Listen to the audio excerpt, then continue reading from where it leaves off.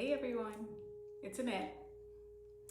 If you love beautiful trips, relaxing getaways, train travel, room tours, and those moments where you can just exhale and enjoy your life, but you also know your budget is very real, this video is for you. Because I want to say this clearly, you do not have to be rich to travel well. You do not have to go into debt to enjoy a beautiful trip. And you do not have to choose between being responsible and enjoying your life. A lot of people think travel is only for people with unlimited money. Or they think the only way to make it happen is to throw it on a credit card and deal with it later. But that is not the only way. And honestly, that is not the most peaceful way. What you need is not magic. What you need is a system, a real plan, a repeatable plan, a plan that works on everyday income. So today I want to walk you through exactly how to budget for luxury travel on an everyday income. Not from a fantasy perspective, not from a shame-based perspective, and not from the perspective of pretending your real bills do not exist. We're going to talk about how to build a travel fund while respecting your real life. Your rent or mortgage, your groceries, your gas, your debt, your family responsibilities, your savings goals, and your desire to actually enjoy the money you work so hard for. So whether your dream is a resort stay, a train trip, a beautiful hotel, a peaceful beach escape, or just finally taking a trip without financial stress, this video is going to help. And I want this to feel like it's calming, because for a lot of people, budgeting feels tense, it feels restrictive, it feels like punishment. But budgeting is not punishment. Budgeting is direction. Budgeting is how you tell your money where to go before it disappears. Budgeting is how you stop wondering where it all went. And budgeting is how you create peace before the trip, during the trip, and after the trip. So get comfortable, take a breath, and let's build your travel fund together. The first reason so many travel goals fail is not because people are lazy, it's because people are vague. They say things like, I want to travel more. I need a vacation. I want to go somewhere nice.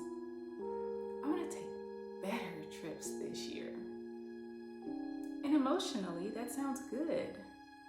But financially, it is not specific enough. Your money needs direction, your budget needs categories, your bank account needs instructions, and your goals need a number. If you just say, I want to travel more, your money does not know what to do with that. You need to know where you want to go, when you want to go, and how long you want to stay.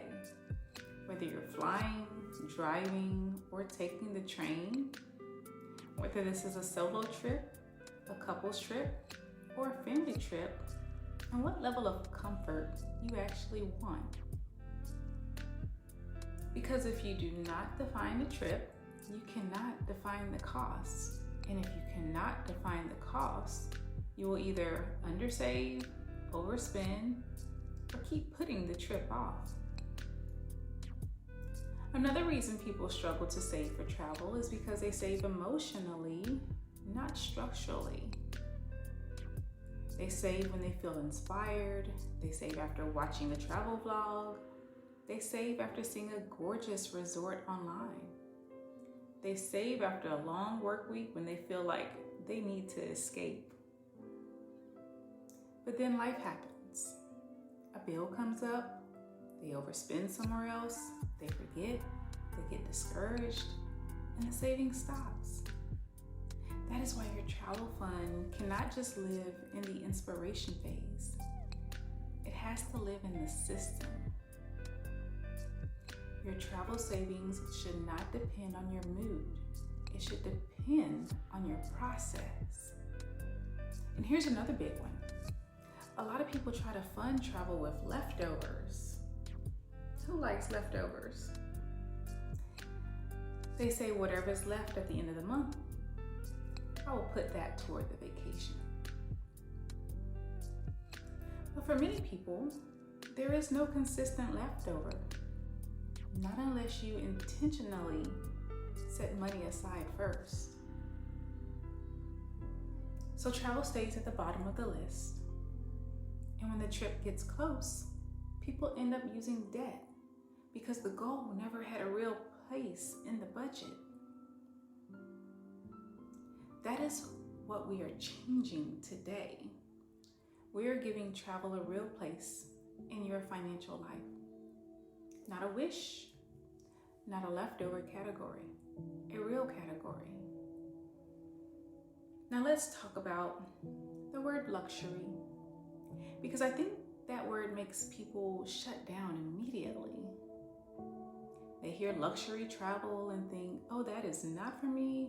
That is for the rich people. That is for the influencers. That is for people who fly first class every month.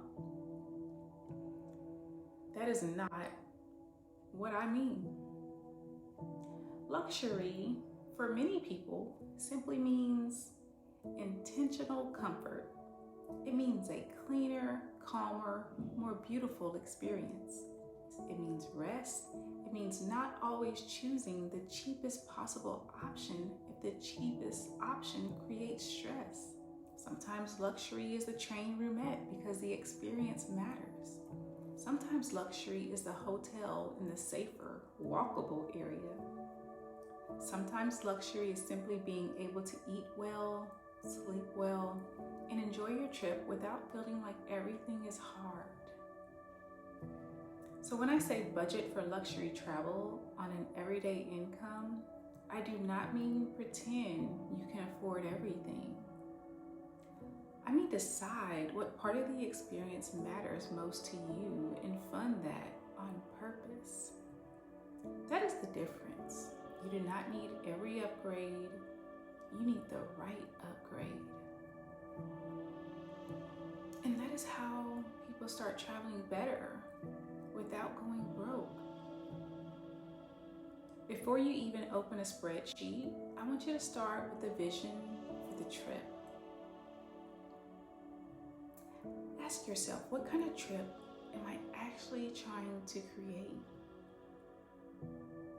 Is this a rest trip? A celebration trip? A family memory trip? A beach trip? A culture trip? A romantic trip? A train experience? Or a solo reset? Because when you know the purpose of the trip, you get clearer on what actually matters. If the trip is about rest, then your room probably matters a lot. If the trip is about exploring a city, then location may matter more than the room itself. If the trip is about the journey, then the train experience or the scenic route might be part of the luxury. If the trip is about family memories, then convenience, safety, and enough space may matter more than anything flashy. I want you to write down your ideal trip in plain language. Not just the destination, the feeling. Something like, I want a 4-day trip where I can rest, eat good food, stay somewhere beautiful, and not stress about every dollar. That is useful because now your spending decisions can support the actual point of the trip. And this is where people save themselves a lot of money. Once you know what matters most, you stop spending on things that do not actually improve the experience. If your priority is the resort, maybe you don't need a long list of excursions. If your priority is the city, maybe you don't need the premium room category. If your priority is peace, you may not need all the extra shopping, the extra planning, all the extras that make the trip more expensive without making it better. A stronger travel budget starts with a clearer trip. Now let's talk about the money. A lot of people know the 50-30-20 rule, 50% for needs, 30% for wants, 20% for savings, and debt payoff. Now in real life, those numbers may not fit perfectly. Housing may be high, debt may be heavier, childcare may shift things. Your cost of living may make those percentages feel unrealistic. So I like to use this as a framework, but not a rigid law. And if you want to build travel into your real life, I want you to think about a modified version of that approach. Your budget needs to cover your essentials, your current obligations, your future security, and your quality of life. Travel lives in quality of life, but the way you fund it often comes from intentional restructuring. Not wishful thinking, not leftovers, restructuring. That means you look at your current spending and ask, what money is already leaving that is not serving me well? Maybe it's convenient spending that no longer feels worth it. Maybe it is food spending that happens because there is no plan. Maybe it is impulse shopping. Maybe it's random leakage throughout the month. That does not mean you have to cut every joy out of your life. It means you need to decide which joy matters more. That is one of the most important budgeting shifts you can make.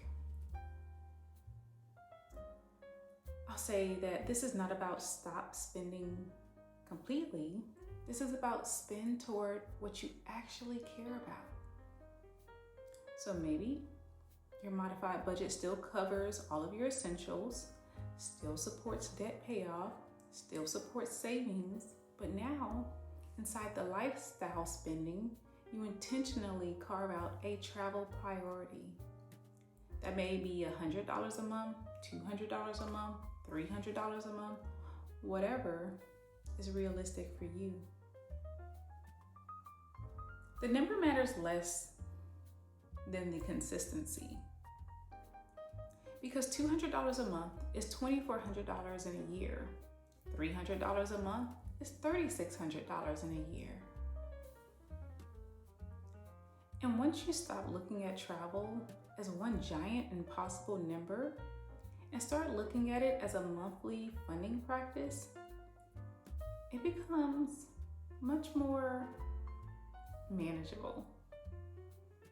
This is where the travel sinking fund comes in. A sinking fund is a money category you set aside over time for a future expense you know is coming. Travel is a perfect sinking fund category. Because if you know you want to take a trip, then the expense is not random. It is expected. So instead of being surprised when the trip comes up, you prepare for it ahead of time. That is the power of a travel sinking fund. You can call it travel, vacation, summer trip, beach fund, train fund, anniversary getaway, whatever helps you stay connected to the goal. Now here is how to build it. First, estimate the total cost of the trip. Let's say the trip will cost $2,400. That includes transportation, lodging, food, activities, and a cushion. Then look at your timeline. If you want to take that trip in 12 months, you need to save $200 a month. If you want to take that same trip in 8 months, now you need to save $300 a month. Same trip, different timeline. That is why the date matters. And here's something I strongly recommend. Do not just save for the flight or the hotel, save for the whole trip. Because a lot of people say, I save for vacation, but then they only save for the obvious part. And then the meals, the baggage fees, the ride shares, the snacks, the tips, the parking, the little extras all come together out of regular spending or go on a credit card. That is how a trip that looked funded ends up feeling stressful. Breathe with me here. So I want you to think in a full trip math: transportation, lodging, food, experiences, travel prep, miscellaneous, emergency cushion, souvenirs. And yes, that cushion matters because peace is part of the budget too. Now let's break down what belongs in a real travel budget. First, transportation. That could be flights, train tickets, gas, parking, ride shares, tolls, baggage fees, airport transfers, and anything related to getting there and getting around. Next, lodging. Your hotel, your resort, Airbnb, taxes, fees, deposits, parking, and any charges that come with the stay. Then food. And the food adds up fast because you gotta eat. That means sit-down meals, coffee, airport snacks, grab-and-go items, water, dessert, room service, and everything in between. Then activities, tours, museum tickets, excursions, spa treatments, shows, entry fees, anything you plan to do while you're there. Then travel prep. This one gets forgotten all the time. Maybe you need luggage, walking shoes, a new swimsuit. Maybe you need passport renewal. Maybe you need travel-sized toiletries or a charger or a power bank. Those things still count as trip costs. Then if needed, childcare or pet care. Maybe airport hotel costs, maybe extra gas, maybe someone watching the house. All of that is part of the real picture. And finally, your miscellaneous cushion. I really want you to include this because trips feel more luxurious when they're not financially fragile. If every single dollar is already stretched to the edge, one small extra cost can steal your peace really fast. So even a modest cushion can make a huge difference. Now let's talk about the question people usually ask. Where is the money supposed to come from, Annette? And the honest answer is, for most people, travel money does not magically appear. It gets created through intentional choices. Usually that means a combination of things: cutting back on low-value spending, redirecting money from budget leaks, using windfalls, bonuses strategically, automating your savings, and stretching out your trips realistically. Let's start with low-value spending. I'm not talking about everything you enjoy. I'm talking about spending that does not feel meaningful even while you're doing it. Subscriptions you forgot you had, impulse buys, convenience purchases that are happening too often at the gas station, over-ordering food because there is no meal plan, spending that is more about habit than value. Those dollars can often become travel dollars. Then there are windfalls, tax refunds, bonuses, gifts, side income, reimbursements, extra pay periods. Those can be excellent ways to jumpstart or strengthen your travel fund without putting pressure on your regular monthly budget. Then automation. Even a small automatic transfer helps. Actually, especially a small one, because small amounts become powerful through consistency. If you wait until the end of the month to see what is left, you're relying on memory and motivation. If you automate it, you're relying on structure. And I'll say this, structure usually wins. Then there's the season you're in. Some years, luxury travel might mean a beautiful long weekend. Some years, it may mean one great trip instead of several smaller ones. Some years, it may mean choosing the nicer room, but keeping everything else simple. And that is okay. Travel is not all or nothing. It can evolve with your life. Now I want to talk about the emotional side of spending on travel. Because a lot of people understand the math, but emotionally, they still struggle to spend on themselves in this way. Especially responsible people, especially planners, especially people who are used to carrying a lot, especially people who are used to putting other people first. If that sounds like you, I want to say this gently. There is a difference between irresponsible spending and intentional enjoyment. If your bills are handled, your obligations are covered, your debt plan is in motion, your savings are not being ignored, and the trip is planned for, then enjoying that trip is not financial failure. It is your life. Sometimes people become so focused on discipline that they forget the point of discipline. The point is not to hoard every dollar forever. The point is to use money in a way that supports your values, your peace, and your experiences. And for many people, travel matters. It helps them rest, helps them connect, it helps them learn, it gives them memories, it helps them feel alive again. And that has value.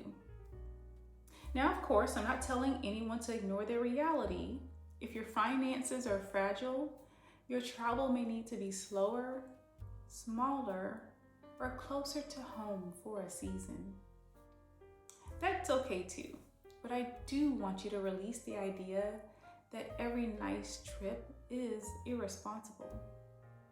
It is not. Unplanned travel can become irresponsible. Debt-funded travel can become stressful. Emotionally reactive travel can lead to regret. But intentional travel funded ahead of time can be one of the healthiest ways to enjoy your money. Let me give you a simple example of how this works.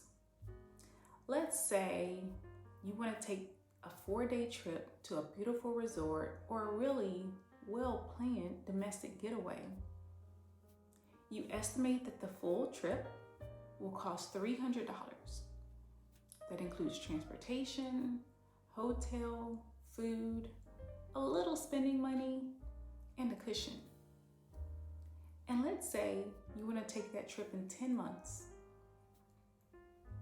That means that you need to save $300 a month. Now, for some people, that number may feel doable. For others, it may feel tight. So now we ask better questions. Can I redirect $100 from spending leaks? Can I automate $150? Can I use a tax refund or a bonus for the remaining amount? Can I move the trip from 10 months to 12 months? Can I lower the cost by traveling on different dates? Can I choose a room that still feels good without overspending? Can I cut back on things that do not matter so I can spend on the things that do matter? That is what people miss. Budgeting is not just a yes or a no. budgeting is design. Sometimes the answer is not, I cannot afford this. Sometimes the real answer is, I cannot afford it that way on that timeline without adjustments. And that is a very different answer. That answer gives you options. Now let's talk about the spreadsheet mindset. There has to be a system. Whether you use a spreadsheet, a budgeting app, a notebook, or separate savings buckets, I want you to track 4 things clearly. Your income, your fixed bills, your flexible spending, and your sinking funds. Your travel fund needs to sit there like a real priority, visible, not hidden, not vague, visible. Because when something is visible, it becomes easier to manage. When travel is only in your head, it competes with everything else. But when it is in the budget, it has a place. And each month, I want you to ask, did I fund the travel category? If not, why not? Was there a real reason, or did I drift? That question matters because you cannot correct what you never review. I also think it helps to track your progress visually.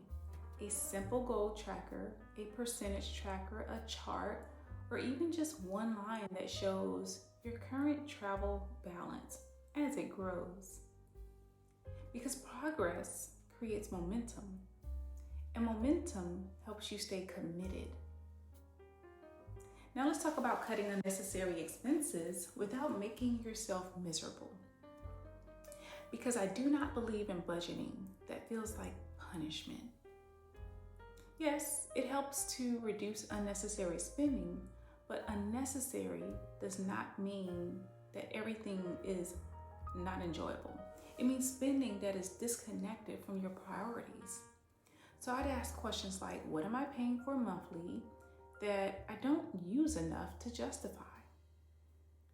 What am I buying out of habit, not intention? What purchases keep showing up without really making my life better? Where am I paying extra for disorganization? And what spending am I using to cope that I would rather redirect into an actual experience? Then ask yourself this, what would feel better 6 months from now? Another round of random spending, or stepping into a trip that I funded on purpose? That question can shift a lot. Because cutting back becomes easier when you're not just saying no, you're saying yes to something better. Yes to the beach, yes to the train ride, yes to the room you wanted, yes to that city view, yes to the restful weekend, yes to the memory. That kind of discipline feels more meaningful. I want you to see the train ride, the roomette, the room tour, the architecture, the food, the walkable streets, the peaceful hotel, the resort atmosphere, those little details. Because that is powerful. Because it shows you that budgeting is not just about cutting, it's about creating access. Access to the rest, access to beauty, comfort, memory making, and access to a fuller life. I also want to remind you that you do not need to fund every possible trip all at once. One trip at a time is enough. Sometimes people get excited and start planning a spring trip, a summer trip, a birthday trip, and a holiday trip all at once. And unless your budget truly supports that, it creates pressure instead of peace. I would much rather see you fully fund one meaningful trip than partially fund 3 and stress through all of them. So ask yourself, what is my priority trip? What is the one I want most? What is the realistic reason for this trip? And what will feel good to enjoy without regret? Then fund that first. And while we're here, I also want to say this. You do not need to make your trip look expensive to make it meaningful. I want you to let go of the pressure to perform your travel.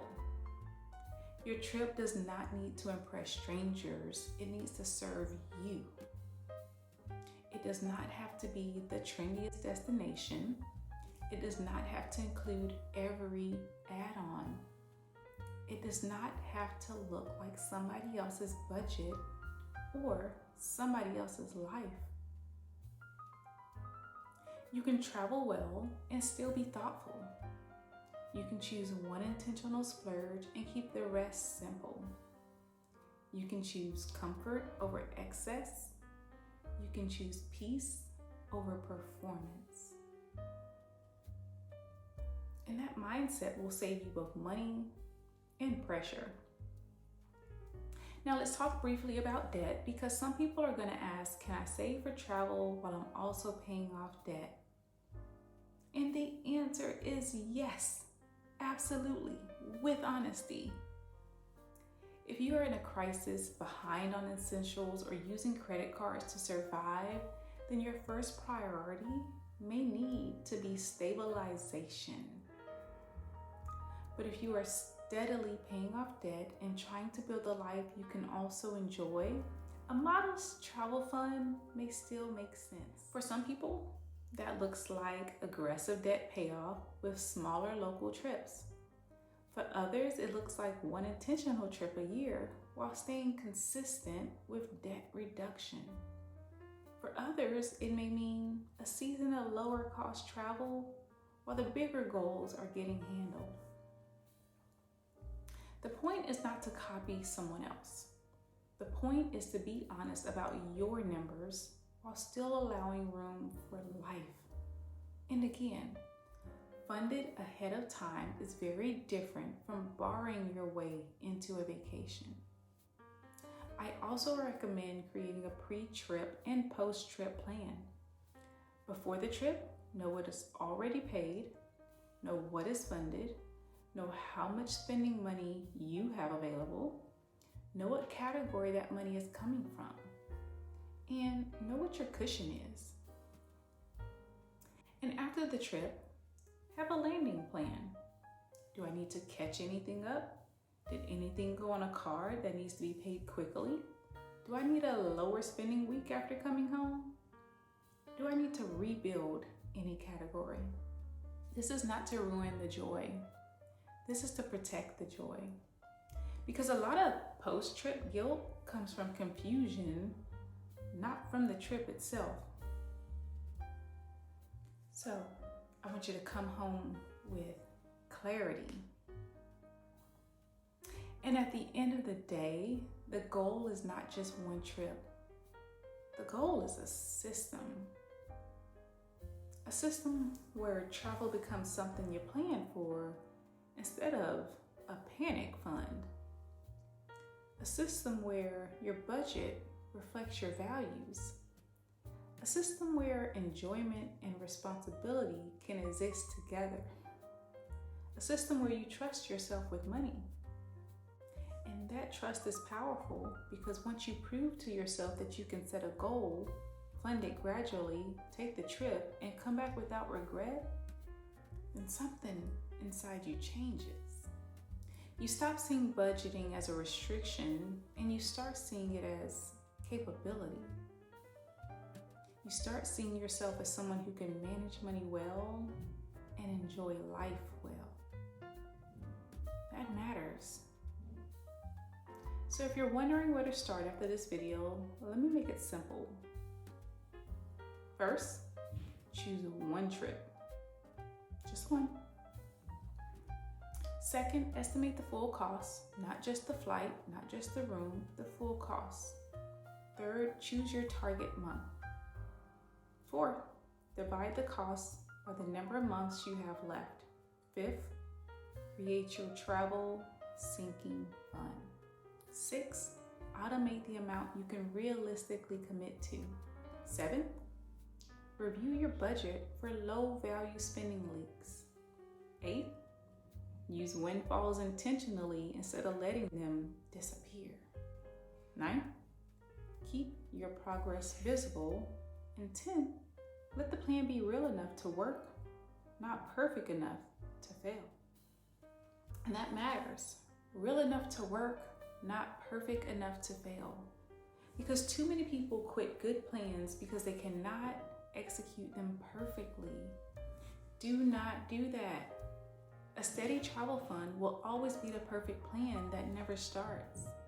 So you have been telling yourself that luxury travel is out of reach, or that beautiful trips only happen for people making a lot more money, or that budgeting means you have to choose between being responsible and enjoying your life.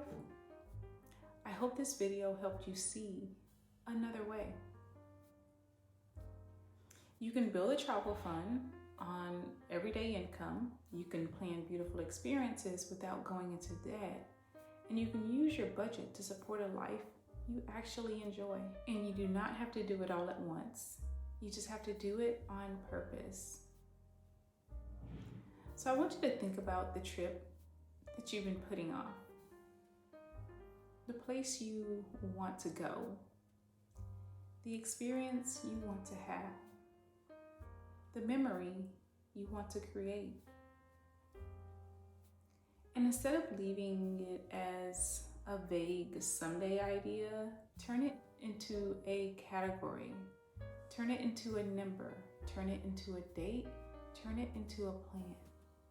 Because that is how things become real. If this video helped you, let me know in the comments what kind of trip you're saving for. A resort trip, a train trip, a solo trip, a family trip, a beach trip, a city trip. Tell me what you're working toward. And if you want more content that connects real money strategy to real life enjoyment, travel, and peace, make sure you subscribe. I'll see you in the next one.